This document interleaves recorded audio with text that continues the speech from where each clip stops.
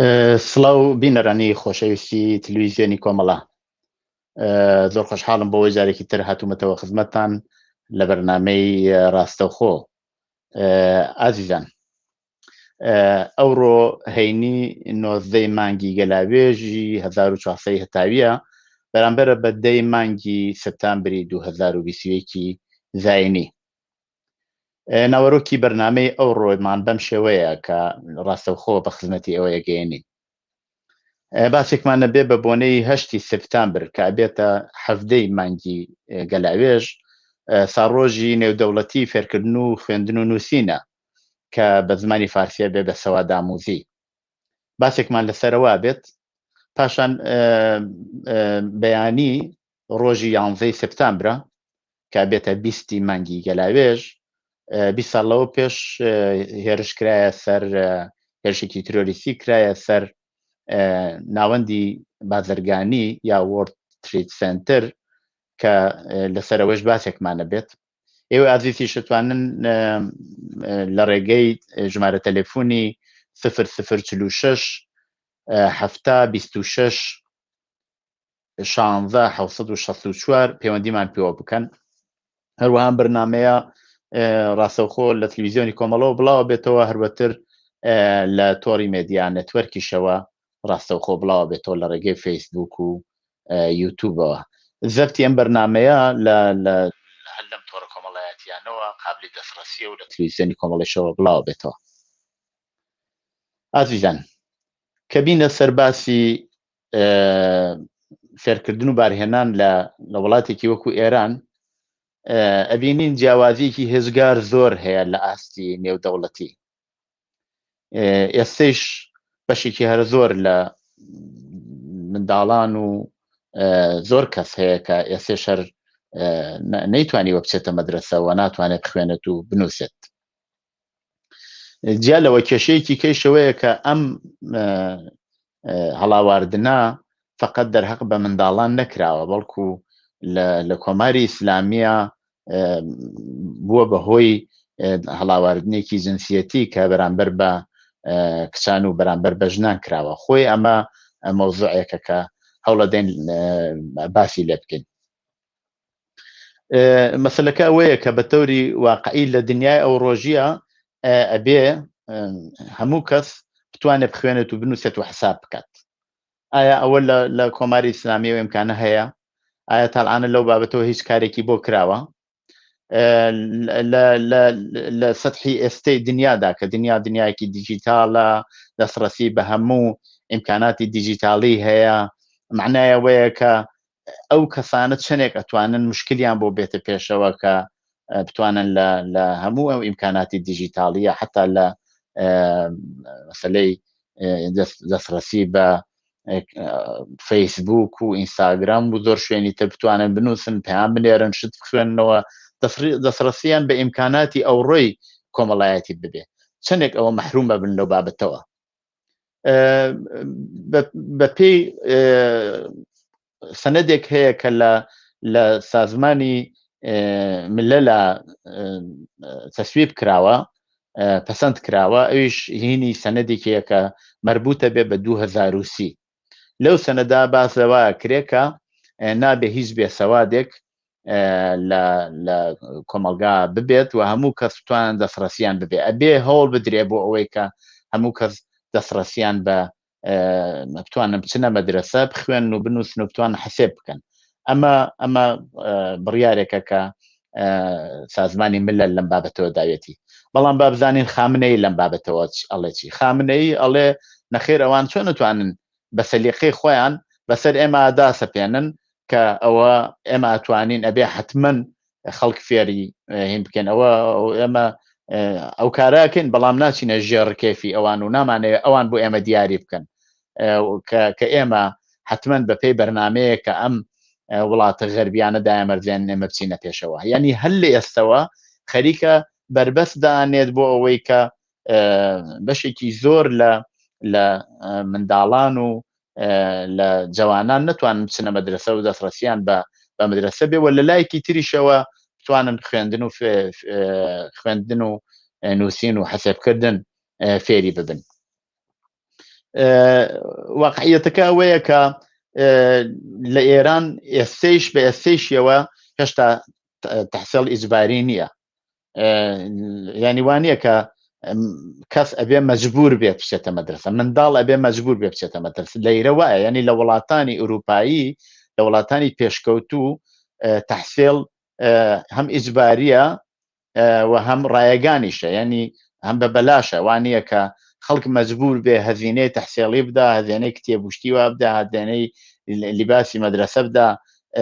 ئەمانە ئەگەر لیباسی تایبەتی ببێ بۆ منداڵەکان، هەزینەکەیکەوێتە سەر مەدرسە، تەغزیە و کتۆبی دەرسی و هەموو ئیمکاناتی تەحسیڵی وەکو ئیمکاناتی ئاموزشی و فێرکردن و بارهێنان هەموو لە عوهدەی دەوڵەتە. بەڵام لە کۆمارە ئیسلامیە ئەوە ئەسڵەن وانە. تەحسیڵی گروههای سنی 6 تا 14 ساڵە هەم ئیجباریە هەم ڕایگانەوە. ئەمە سازمانی یونسکۆ لەسەر ئەمە بڕیاری داوە و پێیوا بووە کە حتمما منداڵان ئەبێ بتوانن فێر بن و بچنە مەدرسە. بەرئەساسی قانونی ئەساسی ئێران، قانون ئەسڵی سی، قانونی ئەساسی، دەوڵەت موەزەفە کە هەموو کەرەستە وشتی ئەم فێرکردن و بارهێنان بۆ خەڵک هەتا کۆتایی دەورەی مامناوەندی ینی متەوەستە جێبەجێ بکات. و ئەمە شتێکە کە دەوڵەت لەسەری بڕیاری داوە، بەڵام چەندێ ئەمە چێتە پێشەوە 100% لەو زمینە هیچ کارێک ناکرێت و دەوڵەت هیچ هەوڵێکی بۆەوە نەداوە. لە وڵاتی وەکو ئێران حداقل 20 ملیۆن کەس بێسەوادن یا کەم سەوادن، ئەگەری شەرتەوە بێسەوادن بن کەم سەوادن. بەشێکی زۆر لەو من زۆر کەسم بینی و ئەڵێ من ئەسڵ نەچوومەتە مەدرسە، بەڵام هەر لە مەحەلی کارە لەوێ فێری خوێندن بووم، لەوێ مەجبور بووم فێر بم لە پەنا هاوکارەکان بۆ فێریان کردیان. بەڵام ئەوە ڕادەی خوێندنەکەی لەو ئاستانیە کە بتوانێ بۆ خۆی شتەکان لە یەک بداتەوە و لە سەتحێکی زۆر ئاساییە، زۆر کەمە و ئەوە پیان ئەڵێن کەم سەوادان، ئەوانەی وا ئاسی خوێندنیان لە خوارەوەیە.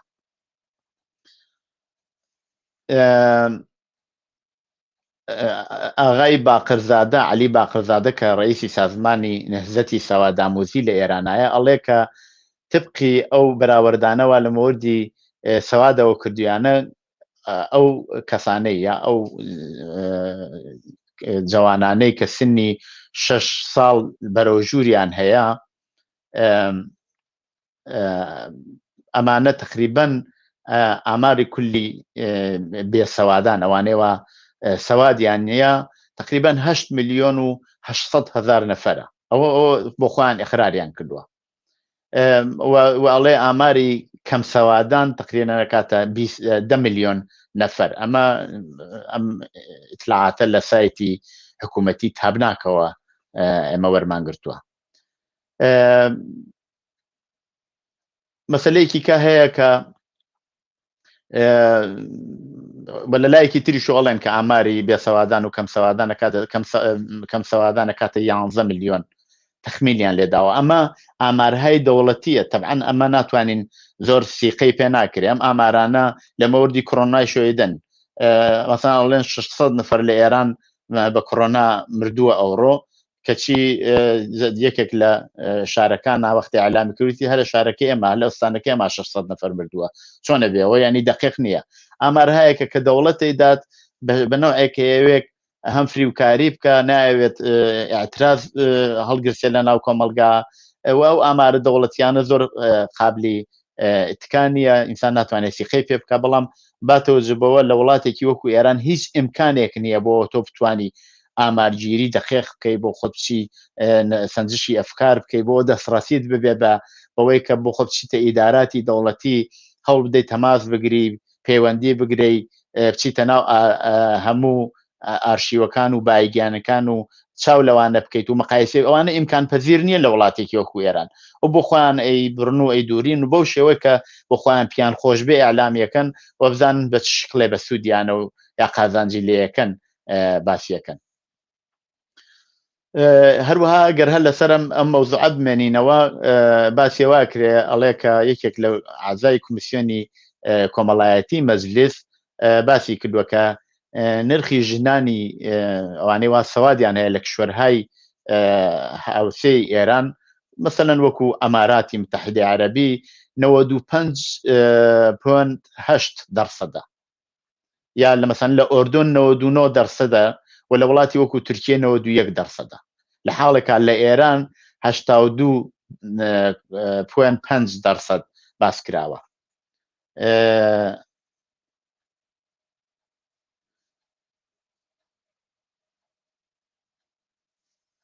تێنەگەیشتم پەیامێکم بۆ هاتووە کەسێک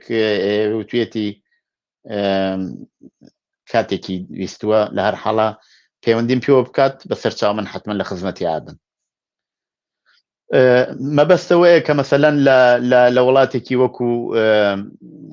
بەو شێوەوە باسم کرد لە ئێران ئەگەر ئەمە مراجعە بکەینەوە بە ئاماری بێسەوادیە بینین کەەوە بە تۆری واقعی زۆر دەخێق نییە. لە ئاماری یونسکۆ کە هاتووە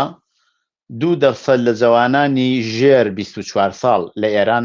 بێسەوادی کامڵن، ینی هیچ شتێک نازانن. ئەمە ئاماری یونسکۆیە لە حاڵێکا لە هەر لە وڵاتانی دراوسێ ئێران وەکو رووسیا و ئازەربایجان و ئەرمەنستان و تورکمەنستان و تورکیە تقریبەن سفرە، ینی هەموو کە سەوادی هەیە، هیچ کەس بێسەوادی مطلق نییە، هەموو کە سەوادی هەیە. لە ئێرانە 2% بۆ جەمعیەتێکی تقریبەن 8 ملیۆن نەفەری هێزگار زۆرە. ئەمە ئامارێکە کەنی یونسکۆ بەدەستیهێناوە. لە وڵاتانی دراوسەی جنوبی ئێران وەکو عەرەبستان و کوێیت و عەمان تقریبەن 1% ئەم مینە. ئەم ئامارە تقریبەن ساڵی 1397 دراوە. بۆیە کە ئەگەر چای لێ بکەین کۆماری ئیسلامی بێ ئەندازە کەم ئەهمیەتی داوە بە مەسەلەی سەواد و ئامۆزش و پەروەرش و دەست بە سەرکردنی دەست بەدیهێنانی ئیمکاناتی کۆمەڵایەتی بۆ خەڵک کە بتوانن بچنە مەدرسە ئەسەن شوێنێکیان ببێ. ئێمە ئەتوانین من دەتوانم پێتان بڵێم کە بەڕاستی بەشێکی زۆر لە خەڵک ئیمکانیان نییە کە حتا بچنە سەقفێکیان ببێ بۆ ئەوەی بتوانن لەوێ دابنیشن دەرس بخوێنن. بۆیە کە مۆزوعەکە وەیە کە لەیرە لە شوێنێکی وڵاتێکی وەکو ئێران ئیمکانات لەم بابەتەوە هێزگار زەعیفە و دەوڵەت هیچ هەوڵێکی نەداوە بۆ ئەوە بتوانێ بۆ ئەوە بتوانێت شەرایەتی فراهەم بکا کە لاوان گەنجان منداڵان بچنە مەدرسە و لە مەدرسە بەشداری بکەن. ئەگەر چاو بکەین لە کۆمەڵگای ئێران ئێمە بینین کە مەسەلەن لە دێهاتەکان ئەسەن ئیمکاناتێک نییە. بەشێکی زۆر لە منداڵان هەن لە سەرما ناتوان بچنە مەدرسە، سەقفی مەدرسەکان دڵۆپاکە. ئێتە جیا لەوەی کە سیستەمی ئاموزشی لە وڵاتە چەندێک لە ئاستی خوارەوەیە بە شکڵێکی هزگار زۆر بەمانە ئاموزشێکی غەڵەت تەحمیلەکەن. بەشێکی زۆر لە متونی ئاموزشیان گۆڕیوە، ئەمانە پڕیان کردووە لە خورافات و لە شتی لەو بابەتەوە کە خەڵک مناڵەکان هەر لە منداڵیەوە بیان خڵەفێنن و شتی خراپیان فێرکەن. کۆمەلگایەکی بێ ئەندازە خەشنیان دروست کردووە. خەشن لەو بابەتەوە کە ئەو منداڵە بە هەر دەلیلێ بە هەر شێوەیە تەنبیه ئەکرێت و لێدەن. ئەگەر درەنگ چوو بێتەوە مەدرسە، ئەگەر مەسەلەن فاصلەی مەدرسەکەی هەتاک و ماڵەوە دوور بێ ئیمکاناتی هاتوچوەکەی نەبێت یا ئەسەن توانایی نەبێت لە باری ماڵیەوە بتوانێت بچێتە مەدرسە، هەموو ئەمانە ئەو مەواردن کە جوانان مەوردی منداڵان مەوردی تەنبیه قەرارەگرن و بۆ خۆی هەر لە ئێستاوایان لەیەکا کە ئەمانە خەشن باردێن، ئەمانە بەنەوعێک عقدەیی باردێن، ناڕەحەتیەک لە دڵیان ئابێ هەتاکو دەورانی تا وەختەی وا حتا گەورە بن ئەم ناڕەحەتیە لەگەڵ خۆیان ناکێشن. بارها پێشاتووە منداڵ شەوانە ئەوەندە لە مەدرسە لێیان داوە، معلیمەکە عەزیەتی کردووە و لێی داوە کوتەکاری کردووە بە خەتکێش یا بەشتیکە، شەوانە خۆی پیس کردووە، شەوانە خەوی نەبووە، خەوی خراپبووە، لە باری ڕۆحیۆ تاسیراتێکی بێ ئەندازە خراپی داناوەتە سەر منداڵەکان. لە مانگی ئوردیبهێشتی ساڵی 97 عەلی باقرزادە ڕئیسی سازمانی نێردەتی سەوادامۆزی بە ڕاگەیاندنی حکوومەتی وتووە ئاماری بێسەوادی لە گروهی سنی 10 تا 49 ساڵە 2.3 ملیۆن نەفەرە، بێحەد زۆرە، ینی هێزگار زۆرە بێ، کە 60% ئەوانە ژنانن، ینی 60% لەو 2 ملیۆن پوێنت سێ ژنانن کە گروههای بێسەوادن. ئەمە معادڵی 1.38 ملیۆن ژنە بێت، ینی لەو سەدها ژنانی. بۆیە هەر لە ئەوڵی بەرنامەکەشە باسم کرد مەسەلەکە فقط سەواد نییە، مەسەلەکە ئەوەیە کە بە نەوعێک هەڵاواردنێکی جنسیەتی بەرامبەر بە ژنان. کۆماری ئیسلامی خۆ هەرەوە نییە فقط ڕووسەریەدا بەسەر ژنانە، هەرەوە نییە کە سەنگساریانەکە، هەرەوە نییە کە ئیجازەی کار و شەرایەتی ئیجتماعی بۆ فراهم نەکردوون، بەڵکو لە لایەکی کەیشەوە ناڵێت ئەمانە دەستیان بە دانش و بە تەکنۆلۆژی و بە علم و بەوانە بگاوە مەجبورە بنەمانە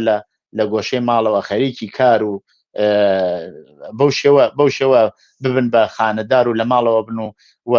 هەرچی بە زوودی بە منداڵی بیاندن بەشوو، بە منداڵی مەوردی عەزیەت و ئازار قەرار بگرن، بە منداڵی هەر منداڵن منداڵیان بێ. هەموو ئەوانە سیاسەتێکە کە دەوڵەت لە ڕۆژی هاتنە سەرکاری و هەتا ئێستەی شێوە بەرامبەر بە ژنان لە کۆمەلگا گرتوویەتی بەدەستیەوە. بەڕاستی مەسەلەی بێسەوادی ئەتوانین بڵێن قەیرانێکی بێدەنگە، قەیرانێکە کە زۆر باسی لێ ناکرێت. مەسەلەن بڵێن کۆڕۆنا لەم لاولا باسی لێکرێت، برسیەتی نازانم هەژاری بەنەوعێکەر باسی لێکرێت، بەڵام زۆر کەس لەم لاولا باسی مەسەلەی بێسەوادی یا کەم سەوادی ناکە. بۆیە ئەتوانین بڵین پێ بڵێن ئەمە قەیرانێکی بێدەنگە لە ناو کۆمەلگادا. ئێستا بێسەوادی لە دنیا تقریبا ئەتوانین بڵێن بنبەر کراوە، ینی ڕیشەکەن بووە و بنبەر کراوە. مەسەلەن لە وڵاتهایەکی وەکو ئوزبەکستان و تاجیکستان و ئالەوانە ئێمە توانین بڵێن 100% خەڵکەکە باسەوادن یا سەوادێکی سەدحیان هەیە.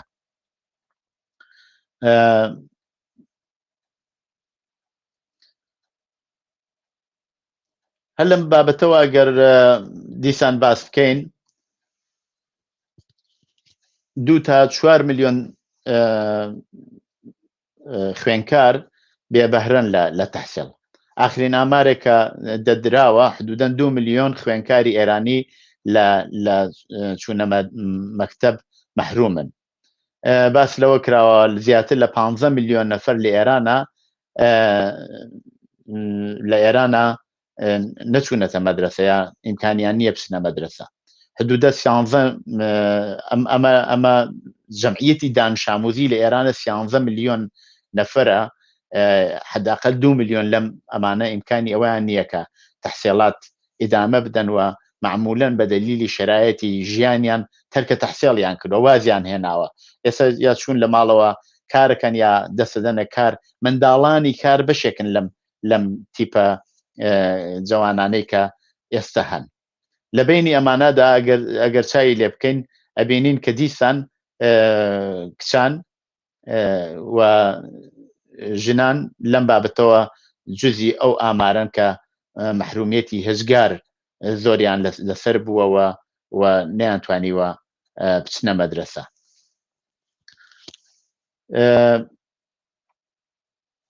باسێکی کە هەر لەم بابەتەوە ئەویشەوەیە کە لە دیسان باسیەوە کاغڵی 1/4 خوێنکاران مەجبورە بن تەرکە تەحسیل بکەن ئەوە هەر لەو ئامارەیە کە دراوە کە حدودەن 3 تا 7 ملیۆن نەفەر بەراورد دەکرێت ئەمە کەسێک بە ناوی ناهیدی تاجەدین عزوی هەیەتی ڕئیسی کۆمیسیۆنی کۆمەڵایەتی مەجلیس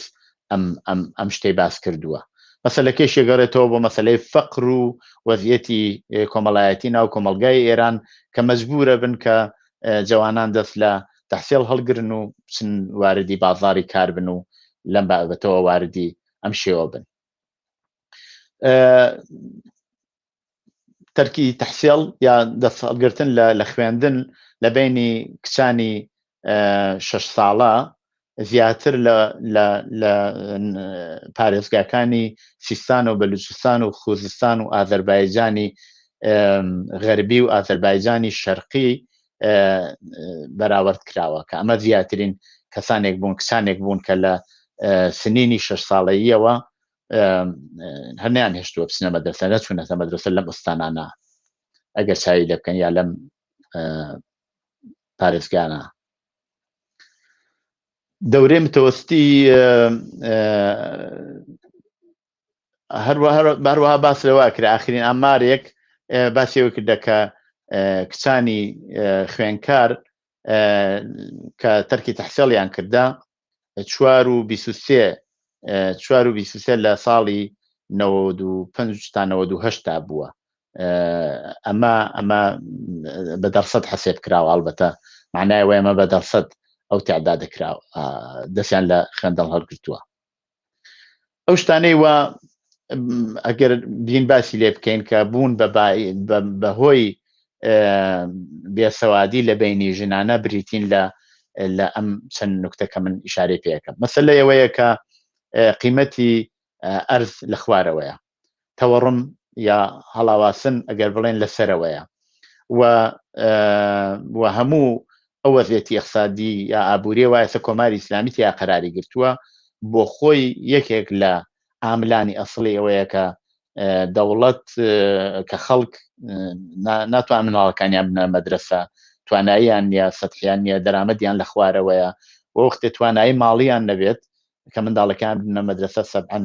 ئەمە ئەبێتەوە کە نرخی منداڵانی بێسەواد لە وڵاتە هەر بچێتە سەرەوە دەورانی ڕۆحانیە لەم بابەتەوە باسیەوەی کردووە کە بە دەلیلی ئەوە وەزعیەتی نەوتی فرۆشی نەوت لە خوارەوە بووە کاهێشی بودجەی کەمی هێناوە بۆ بتوانێت لە مناتقی دێهات و ئەوانە مەدرسەکان دابانسێنێ هەر بەو دەلیلە بەشێکی زۆر لە مەدرسەکان لە دێهاتەکانە بە بۆنەی نەبوونی بودجەوە کە دەوڵەت نەیبووە تعتیل کراون هەروەها وەزارەتی فێرکردن و بارهێران لە ئێران باسیەوەی کردووە کە شەهریە ئەبێ خوێنکاران شەهریە بدەن و هەروەها ئەوانەی واچنە زانکۆ دانیشتووەکان ئەبێ شەهریە بدەن و بەدەلیلیەوە ئیمکانی ئەویان نەبوو کە شەهریە بدەن دەستیان لە تەحسیڵ هەڵگرتووە بە تەوری واقعیەوەش کە هەمیشە باسکراوە بەشێکی زۆر تقریبا نزیکی 80% خەڵکی ئێران لەژێر خەتی برسێتیە یا فەقرە ئەژین و ئەمە خۆی ئەبێ بە عاملی ئەسڵی ئەوەی کە نەتوان منداڵەکانیان بنێرنە مەدرسە مەسەلەیەکی تر جیا لەوە کە منداڵانی کار و شتانەم کە باس کرد مەسەلەی فەرهەنگی مەسەلەی کۆچکردن زۆر جار بەشێکی زۆر لە بنەماڵەکان بۆ ئەوەی بتوانن بژیوی خۆیان بەدەست بێنن لە ئەم شوێن بۆ شوێنێکی تری ئێران کۆچەکەن مەسەلەن لە بینی کرێکارانی کوورپەسخانە ئەمە زۆرەی بینین لە بینی کرێکارانی ترکە چن کاری ساختمانیەکەن ژن و منداڵەکەی لەگەڵ خۆی بە ئەو منداڵەی کە لەگەڵ دایک و باوکی کۆچەکە بۆ پیاکردنی کار خۆ تەبعەن لە خوێندن بێوەریە بێت و ناتوانێت بچێتە مەدرسە ئەمە بۆ خۆی دیسان هەرێکێک لەو دلایلەیە کە منداڵەکان ناتوانن بچنە مەدرسە مەسەلەیەکی تریشەوەیە کە بەڕاستی بەشێک لەو منداڵانەی هێشتا نەیانتوانیوە ساحێبی شناسنامە بن وەختی شناسامیشیان نەبێت نەیانتوانیوە لەو شارانەی واچن نیشتەجێ بن بۆ کارکردن لە تەقازا بکەن کە بچنە مەدرسە لەو فاسڵاوە دایک و باوکیان کارەکەن. ئەمە شەر دیسان دلیلێکی تری هەیە. لە بەشێکی زۆر لە ستانەکانی ئێران زیاتر لە 30% لە منداڵانە ناتوانم بچنە مەدرسە هەر بەم دلیلە کە باسم کرد. مەسلەیەکی ترکە هەیە ئەوی شەوەیە کە هەموو ئەم مەسلەی بێسەوادی یا کەم سەوادیە بوو بەعیسیەوە کە معتاد ئاعتیاد لە ناو جوانانە، خەرید و فرۆشی سێکس، خەرید و فرۆشی ئاعزای بەدەن، هەموو ئەوانە لە ناو جوانانە زۆر ڕشت بکە ئیطلاعات لە خوارەوەیە، گەیاندنی ئیطلاعات هەروەها محدودیەتی بۆ وجودێ لە ئێرانە و ئەگەریش ئەو سەفحەکەمە وا بڵاوە بێتەوە ببێ کەسێک کە سەوادی نەبێ تەبعاً دەسڕەسی بە ئیطلاعات زۆر لە خوارە بێت و متاسفانە ئێمە ئەم وەزیەتە بینین کە ئەلعانە لە ئێرانە بەڕاستی زۆر دڵتەزێنە کە بەشێکی زۆر لە گەنجان ناتوانن بچنە مەدرسە، بەشێکی زۆر لە گەنجان دەسڕەسییان نییە و بە بێسەوادی هەر لە منداڵیەوە دەسەدەنە کار و خودی ئەم فشاری کارە لەباری جسمیەوە تووشی نەخۆشینیانەکە، لەباری جسمیەوە وایان لێ دێکە هەرزوو پەکەکەون ئەنی لە سنینی تقریبەن 30-40 ساڵەیە ئەنوا قسامی نەخۆشینهای ئستخانی، نەخۆشینهای تر ڕوویان تێیەکە، کەمبودی غەزا، کەمبودی خواردنێکی نەخواردنی ڕێک و پێک بە شێوەیە کە بتوانێ ئەمانە بتوان حتا ئەگەر ویشیانەیە کارکەن کارێکی باش بکەن ئەبێ بە بەعیسیەوە کە بە تۆری واقعی تووشی نەخۆشینهای زۆر گەورە بن لە ناو کۆمەلگاوە. خۆشتان نەزانن کەسێکە لە وڵاتێکی وەکو ئێران نەخۆشکەوێ معنایەوەیە کە ترەوە بلیتی بەختەکەی ڕەش بۆ دەرچووە، معنایەوەیە کە چوون بۆ لای دکتۆر احتیاجی بە پۆڵێکی زۆر هەیە. من یەکێک لە دۆستەکانم بۆ میواسە کرد ئەڵێ کەسێکیان لە ئێران نەخۆشە هەر بۆ پرسیارکردن ئەبێ پۆڵ بدەن بە دکتۆرەکە، یعنی دکتۆرەکە بۆ ئەوە جوابی پرسیارەکانیان بداتەوە ئەبێ پۆڵ بدەن بەو دکتۆرە. ئەوە معنایەوەیە کە بنەماڵەیەکی کرێکاری چۆن دەتوانن بچن بۆ لای دکتۆر لە چ ڕێگەیەکەوە چن. معمولەن ئەمانە هەوڵەدەن لە ڕێگەی بە شکلی سنەتی لە داوا دەرمان ئیسفادە بکەن کە عاقبەتەکەی زۆر جارە بینین کە خەڵک تووشی نەخۆشین هەیە کە بن کە تا وەختەی وامێنن لەگەڵیان نابن، کوێری و کەڕی و نازانم زۆر شتی تر لەمانە کە بەشێکن لەوانەیە کە نەوعێک لە داواکردنە کە بە شکلی سنەتی ئەچێتە پێشەوە. لە هەر حاڵە ئەم مەوزوعە بەڕاستی مەوزوعێکی مهم بوو، پێم خۆش بوو هەرچەند 2 ڕۆژی لێ گوزراوە لە ساڵ ڕۆژی نێودەوڵەتی لە بێسەوادی لە ئاسی دنیادا پێم خۆش بوو هەر بەو ئامار وەرخامەوە بۆ خۆی کۆماری ئیسلامی ئەسەیدا ئیشارەیە بکەم و لەم بابەتەوە ئێوە ئاگدار بکەم هەرچەند ئێوە بۆ خۆتان بە تەوری واقعی لەگەڵی ئەژین و لەگەڵیشی هەن و شەرایەتێکی ئاوا ناخۆش هەیە.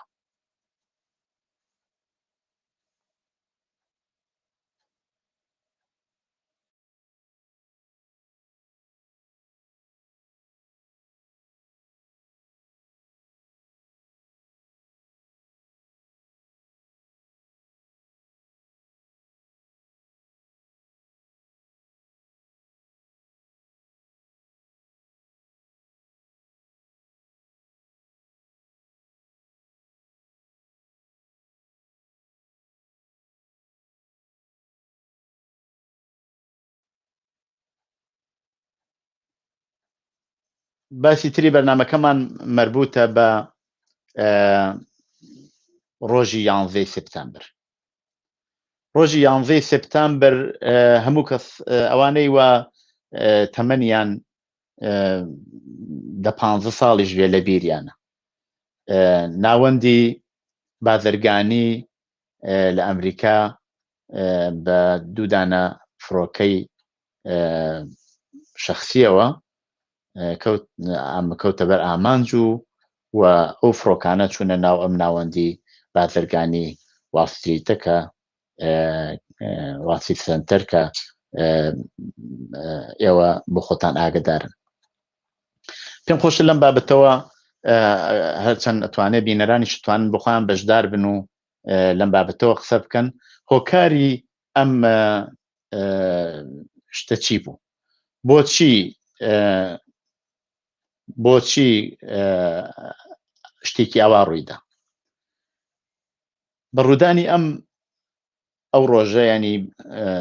کە 20 ساڵی بەسەراتەیە پەڕێ، دەوڵەتی ئەمریکا هێرشی کردە سەر ئەفغانستان و دواتریش عێراق و تقریبا ئەوترێ کە دوای 11 سپتامبر کۆمەلگای دنیا بە تایبەت ڕۆژهەڵاتی ناوەڕاست ئاڵوگۆڕێکی هێزگا زۆری بەسەردا هات. ئەم ئاڵوگۆڕە لەوەدا نەبوو کە ئەمریکا هێرشی سەربازی کردە سەر فقط ئەفغانستان و عێراق و لەو ناوچە سقامگیر بوو. بەشێکی ئەوە بوو، بەشێکی ئەوە بوو کە بوو بەهۆیەوەی کە مەیدانیدا ببڕێک لە هێزە تۆندڕەوەکانی ئیسلامی کە لەوێ پایە و بنەڕەتی خۆیان زیاتر قەوی بکەن و بەنەوەیەک بە دژایەتی لەگەڵ ئیمپریالیزمی ئەمریکایە، بە دژایەتی لەگەڵ دەوڵەتی ئەمریکا و وڵاتانی غەربی بتوانن ڕای خەڵک بەلای خۆیانە ڕادکێشن. ئەمریکا بە ناوچوو دموکراسی ببا بۆ وڵاتانە. ئەمریکا بەو حەملەکە کردی وتی شەرایەتێکی وەها ئەبین کە ئێمە توانین ئەو ئاڵوگۆڕە و ڕۆژهەڵاتی ناوەڕاست ئاڵوگۆڕێکی وای بەسەرابێنین کە بتوانێت لە ئاستی دموکراسی و لە ئاستی تەکنۆلۆژی و ئانا بەتوانادێ. ئێمە نمونونەکەی دوای 20 ساڵ چاو لێ بکەینەوە. نمونەی ڕۆشنی ئەفغانستانە. ئەفغانستان دوای 20 ساڵ تاالبان هاتوتەوە. ئەفغانستان هەر لە تووری ئەو مدەتاوە ئەمریکا و هێزە هاوپەیمانەکانیان لە ئەفغانستانە حزوریان بوو، لەوێ بەشدار بوون لە شەڕا. بزانین چەند نەفەر لە خەڵکی مەدەنی کوژران، چ لەلایەن هێزەکانی ڕادیکاڵ و تندڕەوی ئیسلامیەوە و چ لەلایەن خودی هێزە ئەمریکایەکانەوە. هەر جارێ هێزە ئەمریکایەکان طبعاً وایە هێزێکی ئەمریکایی ئەچێ وەکو داگیرکەر لە وڵاتە ئابێت کە لەوێ شەبێ هەر کافیە خەتا بکات، کافیە تووڕە بێ کە مەسەلەن هاوڕێکەی لە پەنادەسیەوە کوژراوە، بۆمبێکیان تەقیوتەوە و ڕێکێک لە هاوڕەکانی سەربازەکەی ڕفێقەکەی کوژراوە، قینێک لە دڵیا دروستە بێ و ئەم قینەکە لەگەڵ دڵیا دروستە بێ بەرامبەر بەو وڵاتە واتیایەتی و داگیری کردووە بەنەوعی نیشانیەدات. خودی ئەمە ئەبێ بەهۆیەوە کە نەوعێک ئەکسڵ عەمەڵێکی غەڵەت بەرامبەر بەمە دروست بێت و بەشێک لەم هێزە تۆندڕەوانە لەمە ئیسفادە بکەن. مەسەڵەن نمونەی هێزگار زۆرە، بارها پێشاتووەکە و تویانە ئێمە نەمانزانیەوە لە دەستمان دەرچووە کە فلانە بۆمبمان تەقاند بێتەوە یا فلانە بۆمبارانمان کردووە و خەڵکی مەدەنی بوونەتە ئامانج، هەرچەند دوایی داوای لێبردنیان کردووە و معزەرەتیان هێناوەتەوە، بەڵام کەی توانیوەتی ئەوە کۆمەکێ بکا بۆی کە ئەو کۆمەلگا لەوە خراپتر بێ، لەوە خراپتر بووە و خراپتریش بووە. مەسەڵەن ئێمە هەربین هەڵی سنگێنین وڵاتێکی وەکو ئەفغانستان لە عەرزی 20 ساڵی ڕابردووە لەباری سەنعەتیەوە، لەباری کۆمەڵایەتیەوە چه ئاڵوگۆڕێکی بەسەرا هاتووە، چەنێ ناوەندهای کرێکاری، ناوەندهای دانشجووی، ناوەندهای توانیویانە دەست پێ بکەن بە ئیمکانات، توانن ڕێی خەڵک بگۆڕن بۆ بتوانن کۆمەلگایەک دروستکەن کە ئەو کۆمەلگا بەیانی ڕۆژتوانە لەسەر پێی خۆی ڕاوەستێ. وەیەکە بە مەحزیەوە هێزەکانی ئەمریکایی ئەفغانستانیان بەجێهێشت، تاالبان بەبێ هیچ مشکلە هاتەوە و چونکی هیچ ئیمکاناتێکی کۆمەڵایەتی بۆ لەباری کار و ژیان و شتی ئابە و سوورەتە لەو کۆمەلگا نەبوو، زۆر سەریع ئەچێتەوە هەرو سەردەمەی وا تاالبان پێش لەوە بوو. ئەمە هەر ناگەڕێتەوە بۆ 11 سپتامبر، ئەمە گەڕێتەوە بۆ ئەو سەردەمەش وە هێزەکانی شۆرەوی لە ئەفغانستانیان داگیر کرد و ئەوانیش لە توولی ئەو مدەتاوە لە ئەفغانستان بوون ئەنواع ئەقسامی بێحورمەتی خەڵکوشتن تەجاوز هەموو ئەمانیان لە وڵاتە کرد ئەنی قینێک لە داگیرکە لە دڵی هەر ئەفغانیەک هەر وڵات هەر شاروەندێکی خەڵکی ئەفغانستانە بەوجود هاتووە و کافیە هێزێک بێت ئەم قینە ئەم ناڕەحەتی ئەم تووڕەیە بیکا بە نیرویەک بە نەفعی خۆی ئەی ئەو هێزە تۆندڕەوانەی مەسهەبیە کە دروست بوون و هەموو کاری وایان کرد خەڵکیان وادار کرد کە بچن خۆیان بتەخێنەوە خەڵکیان وادار کرد کە بچن خۆیان بدەن بە کوشت چۆن شتی وابێت فقط لەوە بدێت کە زەمینەکەی قەبلەن بە شێوەیەک ئامادە بووە و ئەگەر بگەڕینەوە بۆ باسی پێشومان کە لەسەر بێسەوادی کرا ئەفغانستان نمونەیەک لە وڵاتانەیە کە میزانی بێسەوادی لە خوارەوەیە بێسەوادی بە معنای دەستڕەسی پەیانەکردن بە علم بە دانش بە تەکنۆلۆژی بە بیرکردنەوە کە ئەوە نەبوو زۆر ڕاحەت هێزێکی دواکەوتووی ارتجاعی وەکو مەسەلەن تاڵەبان و ئەو هێزە ئیسلامیانە کە هەن ئەتوانن خەڵک بەو جۆرەوە پێیان خۆشە قەولی بەهەشتیان پێ بدەن و بیان هێرن بیانە بیانکەن بە بیان دەنە بەر ئامانجی ئەو شتانەوە ئەوان بخۆیان پیان خۆشە کابرا خۆی بتەقێنێتەوە یا مەسان شتیا بە سوورەتە بکە ئێنا لە کوێشتی وا ئیمکان پەذیرەکە لە وڵاتێکە لە بەرچاویە ڕۆژانە بێن ژنێک یا کەسێک سەنگسار بکەن و ئەو خەڵکە بێن وەکو سینەما وەکو هین بێت چاوی لێ بکەن دوای بچنەوە بۆ ماڵەوە تۆ تەسەوری کە مەسەلەن لە باری ڕۆحیە لەسەر ئەو بنیامانە چ تاسیرێکی ناخۆش دانێ بە شێوەیەک ژیانەکە ئەو منداڵەوە لە پەنا باوکیە یا دایکی ڕاوەستاوە و تمشای سەنگسارەکە شەو چۆن نەتوانێت بخەوێت و چۆن بیرەکاتەوە لە داهاتوو هەموو ئەمانە تاسیری ئەبێکە وەختێک ئەبینین پس حملەی ئەمریکا دوای 11 سپتامبر بە تەوری واقعی ئەو نەتایجەی لێکەوتەوە کە ئێستا ئەمە بینین و چاوی لەیەکن بەڵام مەسەلەکەوێ باشە بۆ حملەیان کرد بە ئەمریکا بۆ ئەویان کرد بەشێکی گەڕێتەوە بۆ ئەوەی کە بە تەوری واقعی خودی ئەمریکا لە کاتی داگیرکردنی ئەفغانستانە بۆ خۆی یارمەتی تەسلیحاتی لۆجیستیکی هەموو شتێکی ئەم هێزە مجاهدانە بەناوی مجاهدینی ئەفغانی کرد بۆ ئەوە دژ بە لە شەڕی سارد کە مەشهورە بە شەڕی ساردی بینی غەرب و شەرق بۆ بتوانن دژ بە حکوومەتی شۆرەوی هەستن و داگیرکەری شۆرەوی قبول نەکەن و ئەوانە توانیویان بە یارمەتی ئەمریکا حکوومەتی شۆرەوی لە وڵاتە بکەنە دەرەوە لە توولی وجودی حکوومەتی شۆرەوی لە ئەفغانستان قینێک لە داگیرکرد دروست ببوو چونکی خۆوانە بوو خەڵکێکی زۆر مهرەبان بن و ئیمکانات فراهم بکەن و لەو مدەتاوە شۆرەوی لە ئەفغانستانە بوو هیچ ئیمکاناتێکی پایەی ئیجتماعی کە بتوانێت سەقامگیر بێت لەباری اقتصادیەوە لەباری مادیەوە بۆ وڵاتە دەست بەسەر نەکرا شتێکی کورتماوەیان کردووە بەڵام زۆر سەریع بە مەحزەوە ئاڵوگۆڕی هاتوۆتە پێشەوە لە بین چووە وانە بووە کە بمێنێتەوە ئەو وڵاتە بە سەنعەتی خۆی ئیسا سەنعەتی کشتی خەشخاش و نازامتریەکانان لێگەڕین کە ئێستا خەریکن دنیاش مبتەلاکەن ئەوە لێ بگەڕین بەقیە شتەکانی تر کەشاوەرزی ئەو وڵاتە لەباری داهاتی ژێرعەرزیەوە وەکو نوع سنگ بەردهایەکی تایبەتی ئورانیۆم زۆرێک لەمانە ئەسان وڵاتێکی دەوڵەمەنە ئیمکانی ئەوەی کە ئەو وڵاتە بکرێ ببێ بە وڵاتێکی پێشکەوتو هێزگار زۆرە بەڵام هیچ وەختە و کاریان نەکردووە نە دەورانی شۆرەوی کرا نەدوایەوەی کە مجاهدەکان هاتن و دوایی کە ئەمریکا حملەی پێکردن و لە دوای ئەوانش هیچ کارێک لەم بابەتەوە کرا خەڵکەکەیشی بۆ خۆیان بە دەلیلی ئەوەی هەر لە داگیر کرا وڵاتەکان داگیر کراوە تحتی ستەم بوون وەزیەتێکی ئابۆ سوورەتیان هاتووەتە پێشەوە با ئەوڕێ بدەینەوە لە دوای 11 سپتامبر لە عێراق ئێستەیش بە ئێستەیشەوە تۆ ناتوانانی هێشتا ئەو سەقامگیری و ئەبێ ببێت لە وڵاتەکان لە وڵاتی وەکو عێراقا ببین بەدەیان حکوومەت هاتووەتە سەرکار و تازەیش خەریکن انتخاباتی پێشوەخت دەکەن خەڵکی ئەم وڵاتیش هەر ڕۆژانە لە ناو ئاور و خوێنە ژیاون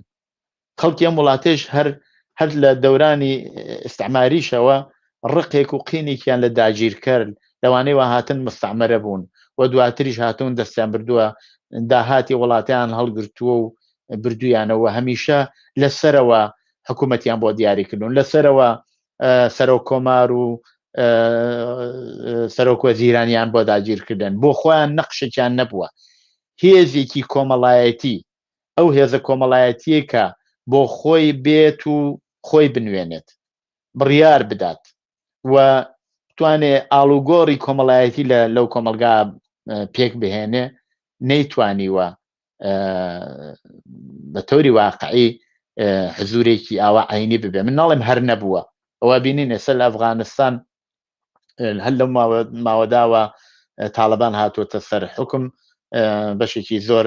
لە ژنان بەڕاستی زۆر بوێرانە هاتوون و ئاعتراض دەکەن بەو قوانینی شەرعیەی کە تاالبان خەریکین دەکا بەڵام ئایا چەندێک ئەماتوانێت بەردەوام بێت چەندێک ئەکرێت دەنگی ئەم ژنانە لە ئاسی نێودەوڵەتیە بەگوێی خەڵک بکات چەندێک وا بێت کە پشتیوانیەکی نێودەوڵەتی لەم ژنانە بکرێتوە نەکرد لە ژنان لە هەموو خەڵکی فەقیری ئەفغانستان و شوێنەکانیت بۆیە ئەمە بەڕاستی ئەتوانێت دیسان فاجعەیەکی زۆر گەورە بخڵقێنێ لە وڵاتانە هەروەها لە وڵاتی عێراقا کوشتنی خەڵکی ئەو خەڵکەی ئەوانەی وا کارمەند بوون ئەو پیاوانی ئاگر کوژێنەوە یا ئەوانەی وا لە ئاتەشنشانی شتی وا کاریانە کرد و دوای ڕووخانی هەردوو باڵەخانەی بازرگانی خۆب تەبعەن زۆر ناخۆشە و دڵتەزێنە و هیچ کەس ناڵێ شتێکی باش کراوە بەڵام ئەمە نمونەیەکە لە وەزیەتە کە ئێستا دنیا لەگەڵی ڕوبەڕووە ئەو شەرایەتی ئەگەر ئێمە بینچایی لێ بکەین لە سەردەمێکە وڵاتانی دەوڵەمەنی وەکو کە چون وڵاتانی مستعمەریان داگیریانە کردو لە کار و لە هەموو تەولیداتی بنعەرزیان ئیسفادا کرد ئەیان دزین نیروی کاری هەرزانیان هەموو شتێک بێ حرمەتی هەمووانیانە کرد ئێستا لە کۆمەلگای ئەمڕۆی سەرمایەداریە ئەمە بە نەوعێکی تر خەریکە دووپاتە بێتەوە ئەمە وا دیارە بنەبڕ ناکرێ ئەمە وا دیارە تاوابوونی نییە و ئەمە بەداخەوە کارەساتی ئاوا گەورەی لە یەکرێکە لە تەلەڤیزیۆنەکانەوە ئەیبینین و جێگەی تاسفە بڵێن خەتاباری ئەسڵی ئەمریکایە ئەوە ناتوانێت بە هیچ شوێنێکمان بگەێنێت خەتاباری ئەسڵی فقط ئەمریکا بووە کە ئەم شەرایەتی هاوردووەتە پێشەوە یا دەوڵەتە زلهێزەکان بووە دەی چیمان لێکە ئێمە هەستین دژ بە وڵاتانی زلهێزی وەکو ئەمریکا هەستین و بەرامبەر بەوان ئاعتراز بکەین وانە بەکوێمانە گەێنێت تەنیا یەک ڕێگە هەیە ئەو ڕێگەش عیبارەتە لەوەی کە خەڵک یەکگرتوو بەرامبەر بەم شەرایەتەوە هاتووەتە پێشەوە هەستن و هەوڵ بدەن ئاڵوگۆڕی بنەڕەتی لە ناو کۆمەلگاکەیانە بەوجود بێنن خەڵکی یەکگرتوو ئەتوانێت ئەو کارە بکات و ئەوە بە هیچ شێوەیەکی تر جێبەجێ نابێ ئەمە تەجروبەمان هەیە لە زۆرێک لە وڵاتەکان کە خەڵک بۆ خۆیان هاتنە پێشەوە و توانیان کۆمەلگان ئیدارە بکەن ژنان هاتن دەستیان داچەک و هەموو گروههای ملی و نازان مەسەبی توانیان بەیەکەوە ببن و بەرامبەر بە دوژمن ڕاوەستن ئەمە ثابت کراوە ئیمکان پەزیرە ئیمکان پەزیربوونەکەی ثابت کراوە طبعا وڵاتێکی وەکو ئەفغانستان وڵاتێکی وەکو عێراق بۆ وڵاتانەی تر ئێستا بینین یەمەن ئێستا بینین مەسەلەن وڵاتانەی تر کە تووشی ئەم نەهامەتیە بوون و بە بەهانەی ئەوەی کە دەوڵەتی ئەمریکا دێ دموکراسیێرێت و هێزە داکەوتوەکان سەرکوب بکات و لێیانەدا ئەبینین ئەو کۆمەلگایان لەوەی وابوو خراپتر کردووە بە کۆمەلگایان بەرەو زۆر زۆر زۆر زۆر بردوێتە دواترەوە کە لەگەڵ عەسری ئێستا نایەتەوە لەگەڵ ساڵی 2000 لە 21 و 22 نایەتەوە ئەمە ئەبێ